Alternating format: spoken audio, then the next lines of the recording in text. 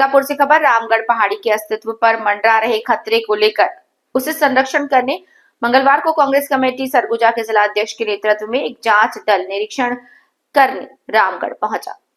अंबिकापुर रामगढ़ पहाड़ी के अस्तित्व पर मंडरा रहे खतरे को लेकर संरक्षण देने के लिए कांग्रेस कमेटी सरगुजा जिला अध्यक्ष के नेतृत्व में एक जांच दल गठित हुआ। कांग्रेस कमेटी सरगुजा के द्वारा आज कांग्रेस कार्यालय राजीव भवन में प्रेस वार्ता का आयोजन किया गया, जिसका मुख्य उद्देश्य सरगुजा संभाग के ऐतिहासिक धरोहर और आस्था का केंद्र रामगढ़ पर्वत को बचाना है। रामगढ़ पर्वत के पास निकले जा रहे कोयले को लेकर लगातार ब्लास्टिंग की जा रही है,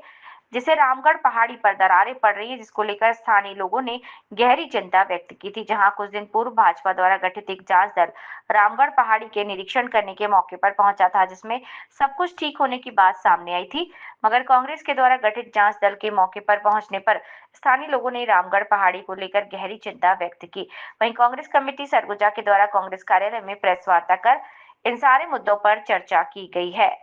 रामगढ़ पहाड़ी के अस्तित्व पर खतरा मंडरा रहा है। इस पहाड़ी के संरक्षण को लेकर पूर्व डिप्टी सीएम टीएस सिंह देव ने भी मुख्यमंत्री को पत्र लिखा। वहीं कांग्रेस कमेटी ने पहाड़ के संरक्षण को लेकर एकजुट होकर काम करने की बात कही और इस कार्य में राजनीति से हटकर आस्था के केंद्र को बचाने का आग्रह किया। शैलेंद्र कुमार द्विवेदी की रिपोर्ट, वंदे भारत के लिए।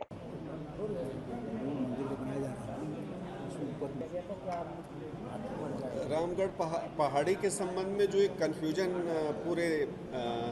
जिले में, पूरे संभाग में, पूरे प्रदेश में है, इसको दूर करने के उद्देश्य से आज का ये प्रेस कॉन्फ्रेंस किया जा रहा है कि भारतीय जनता पार्टी जिस तरीके से भ्रम फैला रही है, गलत जानकारी दे रही है, उसको हम स्पष्ट करना चाहेंगे। जो भारतीय जनता पार्टी के द्वारा जांच कमेटी बनाई गई थी, उनके सदस्यों के द्वारा प्रेस कॉन्फ्रेंस किया गया, जिसमें श्री अखिलेश सोनी जी के द्वारा ये कहा गया कि माननीय टीएस सिंह देव जी जब मंत्री थे और उनकी सरकार में कलेक्टर के द्वारा परमिशन दिया गया, ये गलत है पूर्ण रूप से। चूँकि रामगढ़ पहाड़, जो रामगढ़ मंदिर है, उसकी जो दूरी है वो 8 किलोमीटर की दूरी है और सीता बैंगरा की दूरी 10.8 किलोमीटर की दूरी है। और जो कलेक्टर के द्वारा जो प्रमाण पत्र दिया गया है, वो सीता बैंगरा का प्रमाण पत्र दिया गया है, ना कि रामगढ़ पहाड़ का।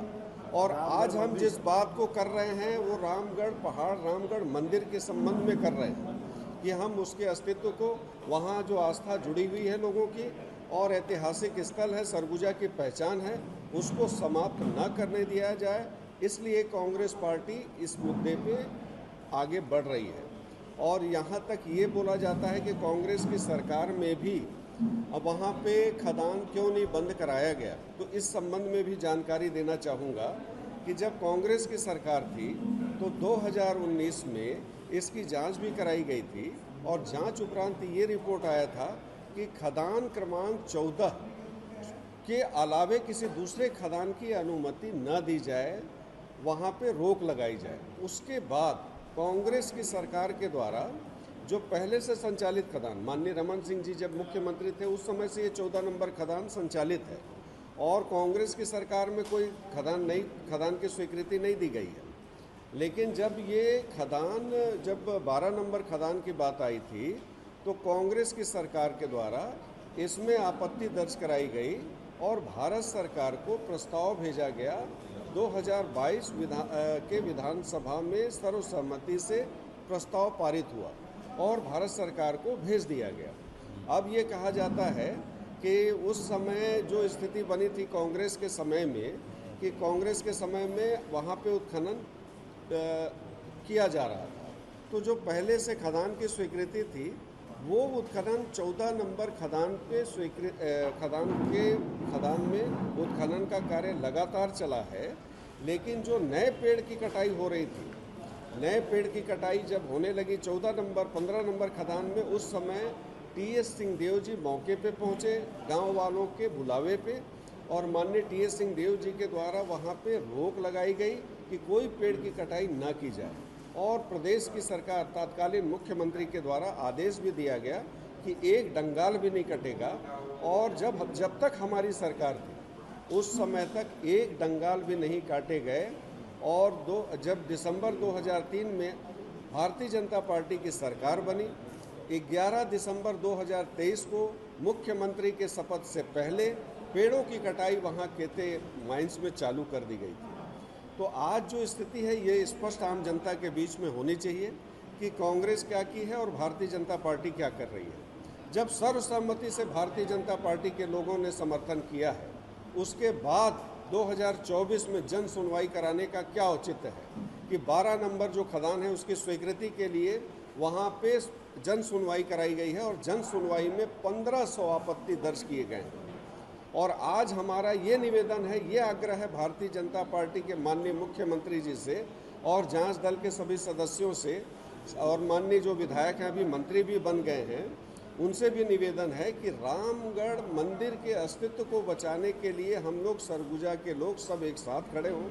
और एक साथ इस संबंध में दलगत भावना से ऊपर उठकर रामगढ़ मंदिर को बचाने के लिए, रामगढ़ पहाड़ के अस्तित्व को बचाने के लिए, ऐतिहासिक धरोहर को बचाने के लिए हम सब एक साथ हों। और मैं आज भी हम लोग ये मानते हैं कि प्रदेश में भारतीय जनता पार्टी की सरकार है और भारतीय जनता पार्टी की सरकार के द्वारा अगर भारत सरकार को प्रस्ताव भेजा जाएगा कि 12 नंबर खदान की स्वीकृति न दी जाए, चूँकि पूर्व में भी सुप्रीम कोर्ट में पीसीसीएफ के द्वारा जो अपना जवाब प्रस्तुत किया गया है, उसमें उनके द्वारा ये बताया गया है कि 14 नंबर खदान में इतना कोयला है कि 20 साल तक राजस्थान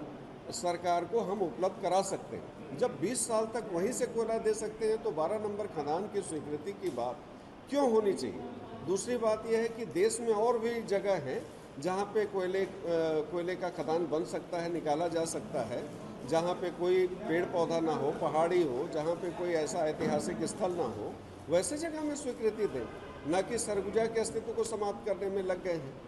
तो ये हम निवेदन करते हैं। माननीय जो मंत्री अभी राजेश अग्रवाल जी हैं, उनके द्वारा भी जो जवाब दिया जा रहा है, मेरे को लगता है कि उनको पूरी जानकारी नहीं है,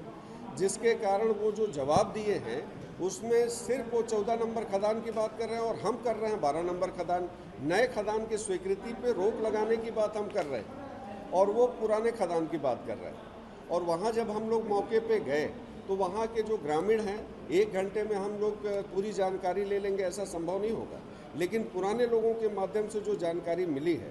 कि जब ब्लास्ट होता है तो पूरा पहाड़ हिलता है और वहाँ जो दरारें हैं वो बढ़ते जा रही हैं। तो इस पे रोक लगाने के लिए जब दरारें बढ़ते जा रही हैं, पहाड़ हिलता है, तो कैसे सुरक्षित रहेगा। और इस तरीके का गैर जिम्मेदाराना बयान देना कि रामगढ़ मंदिर का अस्तित्व में कोई खतरा नहीं है,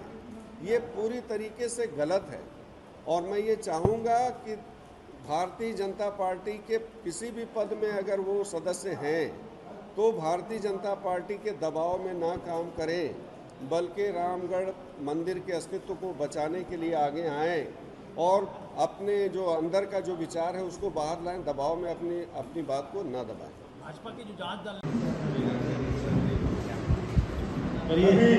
प्रिंट और इलेक्ट्रॉनिक मीडिया के अभी साथियों को मेरा प्रणाम। जैसा कि आप लोगों को ज्ञात की होगा कि कल एक जिला कांग्रेस कमेटी के साथ सीनियर कांग्रेसियों का एक टीम रामगढ़ पर्वत को देखने के लिए गया है। उनके साथ रामगढ़ बचाव समिति के लोग भी थे, स्थानीय लोग थे, वहाँ के दुकानदार थे और कई ऐसे जानकार लोग थे जो वहाँ के बारे में पूरा रामगढ़ का सर्वे करने के लिए गया था। सर्वे उपरांत उनका ये पता चला, हमको पता चला कि रामगढ़ का जो धार्मिक स्थल है की गारंटी दे रही है कि इसको कोई खतरा नहीं। ये उनके आप